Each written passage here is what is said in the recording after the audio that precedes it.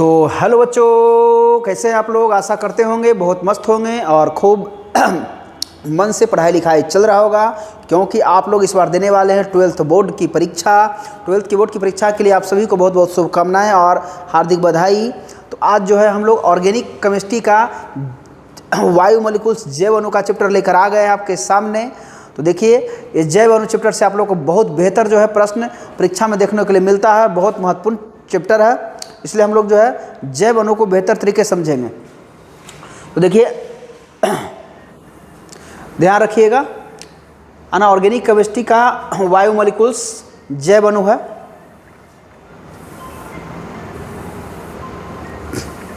ध्यान दीजिएगा, जैव अणु क्या है तो ध्यान रखना कि जैव अणु जटिल कार्बनिक यौगिक है, जटिल कार्बनिक पदार्थ है जो सजीवों के कोशिकाओं में पाया जाता है। सजीवों के और कोशिकाओं में पाया जाता है, जंतु में पाया जाता है।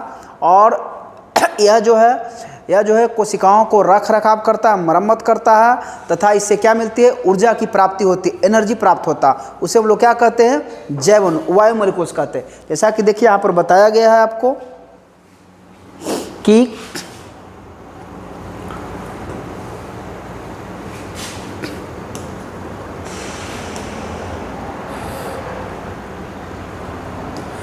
देखिएगा, जैव अणु जटिल कार्बनिक यौगिक है जो सजीवों के कोशिका में जैव रासायनिक क्रिया द्वारा यानी कि मेटाबॉलिज्म रिएक्शन होता है, उपापचय क्रिया होता है। और उपापचय क्रिया होने से ग्लूकोज का जो विखंडन होता है कार्बोहाइड्रेट के रूप में होता है। विखंडन होने से एनर्जी प्राप्त होती है, ऊर्जा की प्राप्ति होती है। उसमें लिपिड होता है, विटामिन होता है, प्रोटीन्स होता है, न्यूक्लिक एसिड होता है।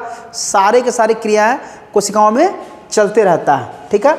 और यह क्या करता है, सजीवों की वृद्धि करता है, कोशिका मरम्मत करता है तथा रख रखाव करता है। उसे क्या कहते हैं, जैव अणु कहते हैं, वायु मॉलिक्यूल्स कहते हैं।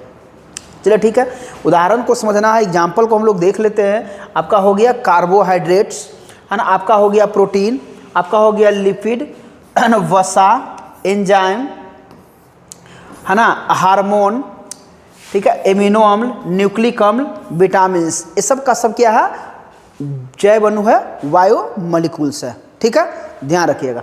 अब हम लोग चलते हैं आगे। देखिए, ध्यान देना है, जैव अणु में 25 से अधिक प्रकार के तत्व पाए जाते हैं। हाँ बच्चे, जैव अणु में कितने प्रकार के तत्व पाए जाते हैं, तो 25 से अधिक प्रकार के तत्व पाए जाते हैं। जिसमें कौन कौन से तत्व होते हैं समझना है। तो आपका होता है carbon, hydrogen, oxygen, nitrogen, phosphorus, sulphur, halogen, है ना, इत्यादि सब तत्व जैव अणु में पाए जाते हैं, ठीक है। अब ध्यान देना, हम लोग समझते हैं कार्बोहाइड्रेट्स के बारे में। कार्बोहाइड्रेट क्या होता है और इसका स्रोत क्या है। हम लोग को कार्बोहाइड्रेट कहते किससे और ये मिलता कहाँ से है। तो ध्यान देना है आपको, कार्बोहाइड्रेट एक प्रकार का जैव अणु है। क्या है, जैव अणु, जिसको हम लोग अंग्रेजी में कहते हैं वायु मॉलिक्यूल्स। क्या कहते हैं, वायु मॉलिक्यूल्स। तो कार्बोहाइड्रेट एक प्रकार का जैव अणु है जो सजीवों से प्राप्त किया जाता है। किससे प्राप्त किया जाता है, सजीवों से प्राप्त किया जाता है, यानी कि जिसमें पादप और जंतुओं में पाया जाता है। कहाँ पाया जाता है, पादप और जंतुओं में। जो कार्बन, हाइड्रोजन और ऑक्सीजन तत्वों से मिलकर बना, किससे बना है, कार्बन, हाइड्रोजन, ऑक्सीजन तत्वों से मिलकर बना है, उसे क्या कहते हैं, जैव अणु कहते हैं, ठीक है। एक ध्यान देना, पुरानी अवधारणा बताया गया था, ओल्ड कंसेप्ट के आधार पर बताया गया था कि कार्बोहाइड्रेट एक प्रकार का वैसा जैव अणु है जिसमें जो कार्बन और हाइड्रेट से मिलकर बना है। किससे मिलकर बना है, कार्बन और हाइड्रेट से मिलकर बना है। और ये ध्यान रखना है, इसमें कार्बन और हाइड्रेट का वही अनुपात होता है जिस तरह से जल में हाइड्रोजन और ऑक्सीजन का अनुपात देखने के लिए मिलता है, ठीक है। उसे क्या कहा जाता है, कार्बोहाइड्रेट कहा जाता है। इसे ध्यान देना है आप लोग को, कार्बोहाइड्रेट का सामान्य सूत्र होता है CxH2OY, CxH2OY। जैसा कि हमने बताया गया है वीडियो में। देखिए, कार्बोहाइड्रेट का समान सूत्र क्या होता है, तो CxH2OY। ये बहुत आपका VVI है, ध्यान रखिएगा। ये परीक्षा का दृष्टि से बहुत ही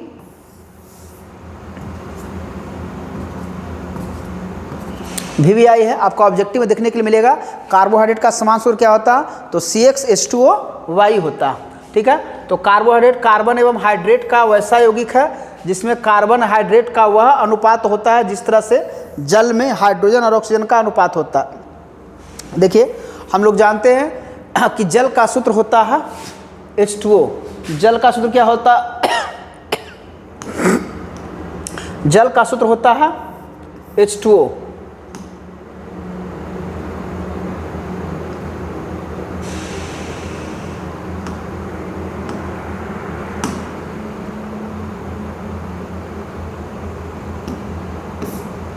ठीक है, जल का सूत्र H2O होता है, इसमें हाइड्रोजन और ऑक्सीजन का अनुपात कितना होता है? H अनुपात O मतलब 2:1 होता है। ठीक उसी प्रकार बताया गया कार्बोहाइड्रेट का सूत्र याद रखना, समान सूत्र हो गया। ठीक है, तो देखिए ग्लूकोज हो गया, तो ग्लूकोज का सूत्र क्या होता है? C6H12O6। इसको हम लोग लिख सकते हैं C6H2O6 हो गया, यानी कि यहाँ पर x = 6 हो गया। ठीक है, 6:6 यानी कि x = 6 है और y बराबर कितना है? 6 है। ठीक उसी प्रकार ध्यान देना सुक्रोज हो गया, तो सुक्रोज का फॉर्मूला होता है C12H22O11। C12H22O11, तो C12H2O11 है, यानी कि इसमें x = 12 और y = कितना है? 11 है। स्टार्च ध्यान रखिएगा, स्टार्च आपका परीक्षा में बहुत बार पूछा गया ऑब्जेक्टिव में। स्टार्च का मॉलिक्यूलर सूत्र क्या होता है? स्टार्च का फॉर्मूला क्या होता है? तो C6H10O5, C6H10O5N हो गया। ठीक है, इसको अगर हम लोग अनुपात के रूप में लिखते हैं तो C6H2O5, यहाँ x बराबर हो गया 6 और y बराबर कितना हो गया? 5, जो n के रूप में है। ठीक है, चलिए अब ध्यान देना है, कुछ कार्बोहाइड्रेट ऐसे हैं जिसमें जल के समान H2O का अनुपात नहीं होता, मतलब कुछ कार्बोहाइड्रेट ऐसे भी है जिसमें जल के अनुपात के समान नहीं होता। तो याद रखिएगा, जैसे आपका हो गया रेमिनोस, तो रेमिनेस जो हो गया इसका फॉर्मूला होता C6H12O5। इसमें कहाँ आपका कोई अनुपात दिख रहा है ना? CXH2O बाई को फॉलो कर रहा है, ये नहीं फॉलो कर रहा, फिर भी ये क्या है? कार्बोहाइड्रेट है ना? 2-deoxyराइबोस C5H10O4, इसमें भी कोई अनुपात नहीं दिख रहा, फिर भी यह क्या है? कार्बोहाइड्रेट है। चलिए अगला कुछ ऐसा भी टर्म होता है, कुछ यौगिक हमारे पास ऐसे होते हैं जिसमें कार्बन और हाइड्रेट के समान जल के अनुपात के समान होता है, फिर भी वह कार्बोहाइड्रेट नहीं है। ठीक है, देखिए कह रहा है कुछ यौगिक ऐसा भी है जिसमें H और O का अनुपात 2:1 है, लेकिन वह कार्बोहाइड्रेट नहीं है। ठीक है, क्या है? कार्बोहाइड्रेट नहीं है। चलिए जैसा कि आपका एग्जाम्पल है यहाँ पर, देखिए फॉर्मेल्डिहाइड का हम लोग बात करते हैं। फॉर्मेल्डिहाइड का फॉर्मूला होता है CH2O, या तो इसको लिख सकते हैं HCOH भी होता है, यानी कि H यहाँ पर 2 गो है तो CH2O लिखा गया। अब देखिए यहाँ पर रेशियो अगर निकालते हैं तो CXH2O बाई, यानी कि x और y का अनुपात के रूप में है, लेकिन फिर भी यह कार्बोहाइड्रेट नहीं है। एसिटिक अम्ल हो गया, इसका फॉर्मूला होता है CH3COOH। इसको अगर हम लोग अनुपात में करते हैं C2H2O, यानी कि देखिए यहाँ पर x = 2 और y = 2, लेकिन यह कार्बोहाइड्रेट नहीं है। याद रखना है। लैक्टिक अम्ल हो गया आपका, लैक्टिक अम्ल का फॉर्मूला होता है CH3 single bond CH single bond CH3 single bond COOH, है ना? इसका अगर रेशियो निकालते हैं C3H2O का होल ट्राइस, यानी कि यहाँ पर ध्यान देना है, यहाँ भी x का वैल्यू 3 है और y का वैल्यू क्या है? 3 है, लेकिन फिर भी यह कार्बोहाइड्रेट नहीं है। तो याद रखना है, कुछ कार्बोहाइड्रेट ऐसे होते हैं जिसमें कार्बन और हाइड्रेट का अनुपात होता है, फिर भी वह कार्बोहाइड्रेट नहीं है। कुछ यौगिक ऐसे हैं, और कुछ यौगिक ऐसा है जिसमें कार्बन हाइड्रेट का अनुपात नहीं है, फिर भी वो क्या है? कार्बोहाइड्रेट है। तो उसमें क्या हो गया? रेमिनोस 2-deoxyराइबोस, वो क्या हो गया? उसमें अनुपात नहीं है, लेकिन फिर भी वो कार्बोहाइड्रेट है। फॉर्मेल्डिहाइड, लैक्टिक अम्ल, एसिटिक अम्ल, याद रखना है, इसमें अनुपात तो होते हुए भी वह कार्बोहाइड्रेट नहीं है। तो कौन कौन कार्बोहाइड्रेट में नहीं आता है? तो याद रखना है आप लोगों को। ठीक है, फॉर्मेल्डिहाइड, एसिटिक अम्ल और लैक्टिक अम्ल क्या आपका कार्बोहाइड्रेट नहीं है। चलिए ठीक है, अब हम लोग आगे देखते हैं कार्बोहाइड्रेट का स्रोत क्या होगा। हमने बताया था, तो कार्बोहाइड्रेट हम लोग को कहाँ से मिलता है? तो कार्बोहाइड्रेट का स्रोत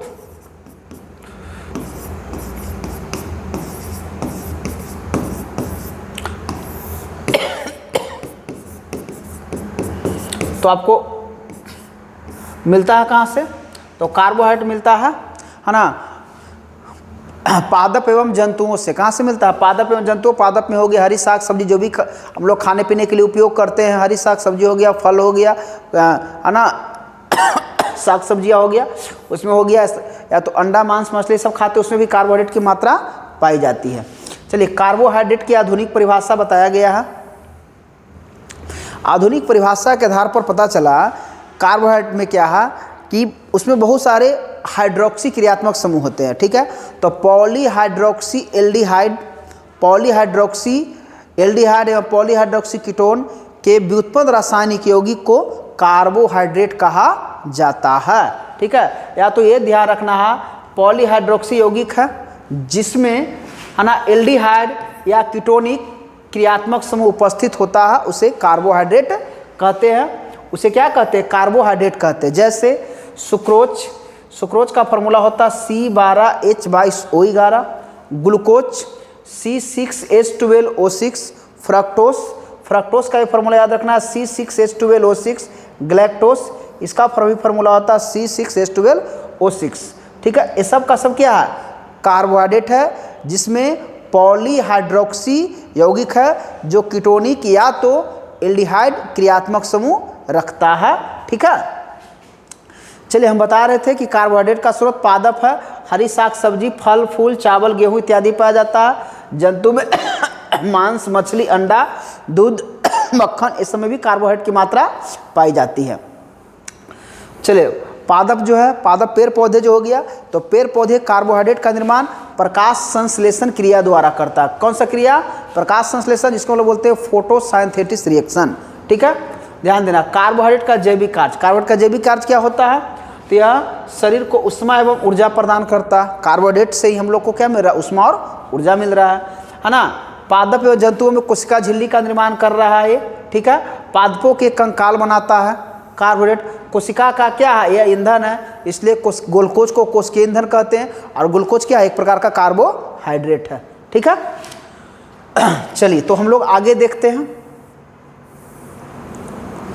ये ध्यान रखना है, कार्बोहाइड्रेट, जितने भी सारे कार्बोहाइड्रेट है, उसके नाम के अंत में ओस लगता है। क्या लगता है? OSE जुड़ता है। यदि ध्यान देना है, यदि उसमें एल्डिहाइड रहेगा तो एल्डोस क्या होगा? एल्डोस ना, एल्डो और नाम के अंत में ओस लगेगा। यदि कीटोन रहेगा तो क्या होगा? कीटोस होगा। क्या होगा? कीटोस होगा। ध्यान दीजिएगा, एल्डिहाइड समूह रहे तो अंत में एल्डोस, और कीटोनिक रहेगा तो अंत में क्या होगा? कीटोस होगा। अब देखिए, जैसा कि हमने कुछ एग्जाम्पल यहाँ पर दिया क्लियर होने के लिए, जैसे कार्बन की संख्या अगर 3 है और उसमें एल्डिहाइड समूह देखने को मिले तो क्या हो गया?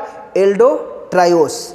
कार्बन की संख्या 4 है और यदि उसमें एल्डिहाइड रहे तो क्या हो गया? एल्डोटेट्रोस। यदि कार्बन की संख्या 5 है, उसमें एल्डिहाइड रहे तो क्या हो गया? एल्डोपेंटोज। यदि कार्बन की संख्या 6 है और उसमें एल्डिहाइड रहे तो हो जाएगा क्या?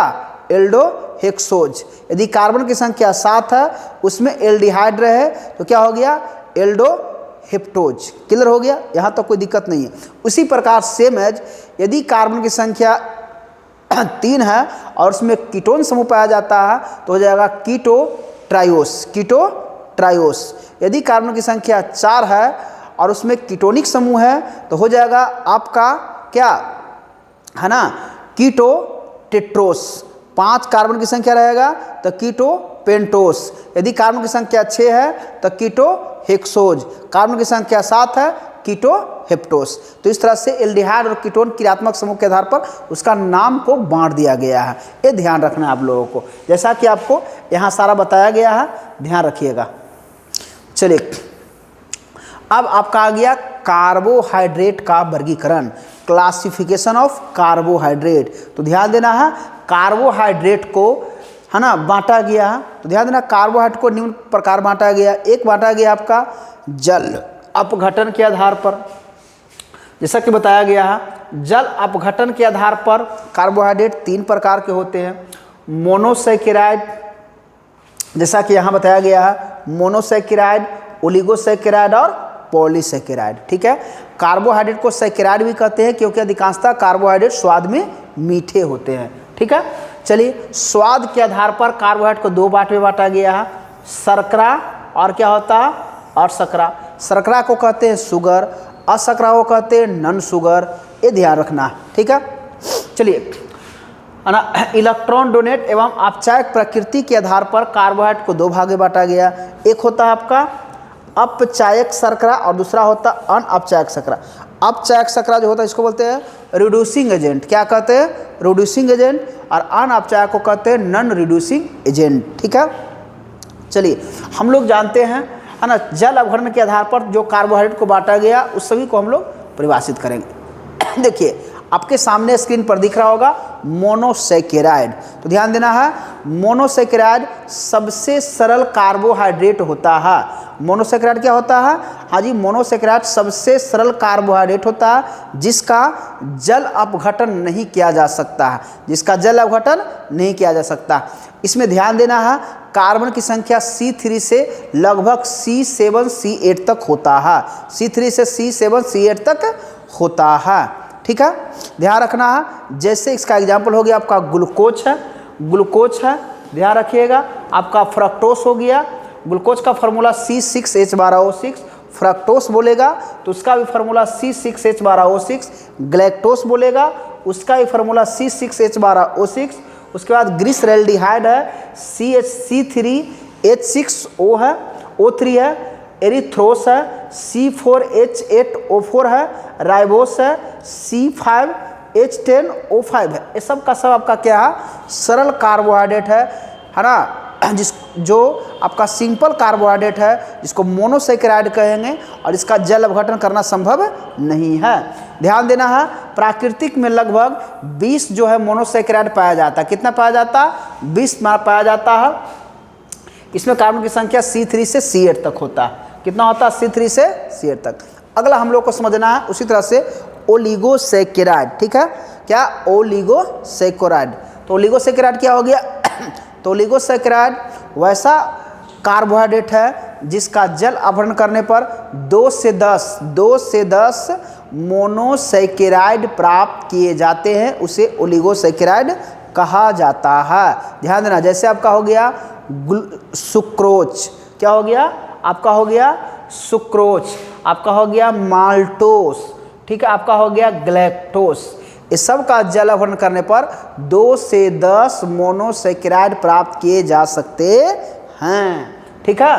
तो ये ध्यान दीजिएगा, जैसे माल्टोस का करने के बाद ग्लूकोज के 2 अणु प्राप्त हो रहे हैं, ठीक है, सुक्रोज के करने के बाद ग्लूकोज एवं फ्रक्टोस प्राप्त हो रहे हैं, उसी तरह से ग्लूकोज, फ्रक्टोस एवं ग्लैक्टोस भी प्राप्त होते हैं। तो एक चीज़ ध्यान देना यहाँ पर, यदि ओलिगोसैकेराइड का जल अपघटन करने पर मोनोसैकेराइड के 2 सरल कार्बोहाइड्रेट प्राप्त हो तो उसे डाइसैकेराइड कहते हैं।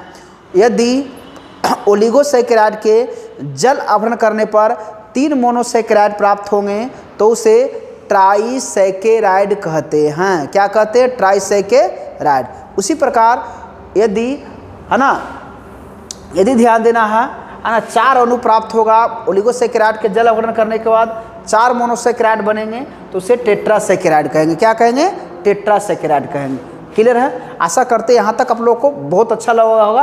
तो वीडियो को इसी तरह से आप लोग अंत तक जरूर देखिए। चलिए, अब हम लोग आ गए पॉलीसैकेराइड। क्या आ गए, पॉलीसैकेराइड। तो ध्यान रखना, पॉलीसैकेराइड वैसा कार्बोहाइड्रेट है, पॉलीसैकेराइड वैसा कार्बोहाइड्रेट है जिसे जल अपघटन करने पर अनगिनत मोनोसैकेराइड सरल कार्बोहाइड्रेट प्राप्त किए जा सकते हैं, उसे उसे पॉलीसैकेराइड कहते हैं। क्या कहते हैं, उसे पॉलीसैकेराइड। पॉलीसैकेराइड का सबसे सिंपल एग्जांपल होता है स्टार्च, जिसका फार्मूला होता C6H10O5N, C6H10O5N, C6H10O5N। इसका जब जल अपघटन कराएंगे तो अनगिनत ग्लूकोज के अणु प्राप्त होंगे या अनगिनत जो है फ्रक्टोस के अणु प्राप्त होंगे। ध्यान देना है, पॉलीसैकेराइड और मोनोसैकेराइड के बीच एक विशेष प्रकार का बंधन होता है, जिसे कहते हैं ग्लाइकोसाइड बंधन। यानी कि जब 2 या 2 से अधिक कार्बोहाइड्रेट अणु आपस में जुड़ते हैं, यानी कि मोनोसैकेराइड अणु आपस में जुड़ते हैं, उसके बीच में एक विशेष बंधन बनता है। उस बंधन को ग्लाइकोसाइड यानी ग्लाइकोसाइडी बंधन कहा जाता है, ग्लाइकोसाइडी बॉन्ड कहते हैं, ठीक है। चलिए आगे ध्यान दीजिएगा। अब देखिए, स्वाद के आधार पर कार्बोहाइड्रेट को 2 पार्ट में बांटा गया। हमने बताया था अभी, हाँ जी, स्वाद के आधार पर कार्बोहाइड्रेट को 2 पार्ट में बांटा गया। एक होता आपका शर्करा, जिसको बोलते हैं शुगर, एक होता असकरा इसको बोलते हैं नॉन शुगर। तो ध्यान देना शुगर क्या हो गया, तो वह कार्बोहाइड्रेट जो स्वाद में मीठा हो, जल में विलेय हो, क्रिस्टलीय पदार्थ हो, उसे क्या कहेंगे, शर्करा। क्या कहेंगे, शर्करा। जैसे आपका हो गया ग्लूकोज, फ्रक्टोज, सुक्रोज, लैक्टोज, ये सब आपका है शर्करा आता है, क्योंकि ये सब स्वाद में मीठे और क्रिस्टलीय होता, जल में विलेय होता। आगे ध्यान देना है। अब देखिए अशर्करा का हो गया, तो कार्बोहाइड्रेट जो स्वाद में मीठा न हो, स्वादहीन हो, जल में अविलेय हो तथा अक्रिस्टलीय पदार्थ हो, क्रिस्टलीय पदार्थ नहीं हो, उसे क्या बोलेंगे, अशर्करा कहेंगे। जैसे स्टार्च, सेलुलोज, ग्लूकोजन इत्यादि, ये सब का सब क्या है, अशर्करा है।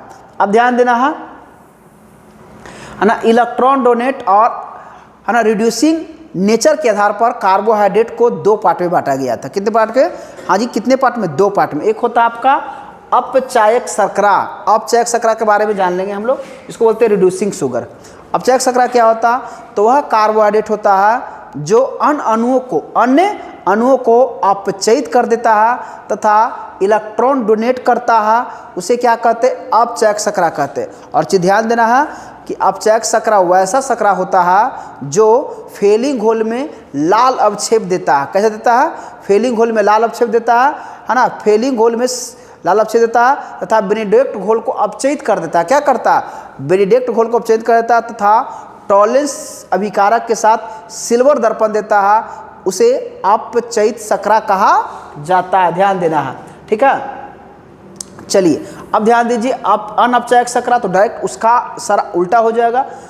तो वैसा कार्बोहाइड्रेट जो अन्य अणुओं को इलेक्ट्रॉन डोनेट नहीं करता है, अन्य अणुओं को क्या करता है, इलेक्ट्रॉन डोनेट नहीं करता है तथा किसी दूसरे पदार्थ को अपचयित नहीं कर पाता, रिड्यूस नहीं कर पाता है, उसे अनअपचायक शर्करा कहते हैं। ध्यान देखना है कि अनअपचायक शर्करा टॉलेंस प्रतिकारक के साथ सिल्वर दर्पण नहीं देता है। ध्यान देना है, अनअपचायक शर्करा है ना बेनेडिक्ट घोल में है ना बेनेडिक्ट घोल के साथ अभिक्रिया नहीं करता है, ये भी ध्यान देना है।